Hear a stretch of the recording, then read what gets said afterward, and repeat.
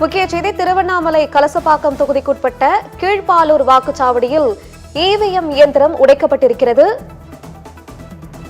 இவிஎம்ஐ உடைத்த வாக்குச்சாவடி முகவர் கைது செய்யப்பட்டிருக்கிறார். இதனால் பரபரப்பு ஏற்பட்டிருக்கிறது. இவிஎம்மில் 208 வாக்குகள் பதிவாகி இருந்த நிலையில் இயந்திரம் உடைக்கப்பட்டதால் பரபரப்பு ஏற்பட்டு இருக்கிறது.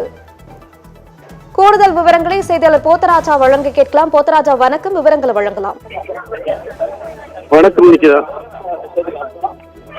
திருவண்ணாமலை மாவட்டம் கலசப்பாக்கம் தொகுதியில் காலையிலிருந்து தற்போது வாக்குப்பதிவு நடைபெற்றுக் கொண்டிருக்கின்ற வேளையில் கலசப்பாக்கம் பகுதியில் மேல் கீழ்பாலூர் கிராமத்தில் வாக்குச்சாவடி மையம் எண் 192 மையம்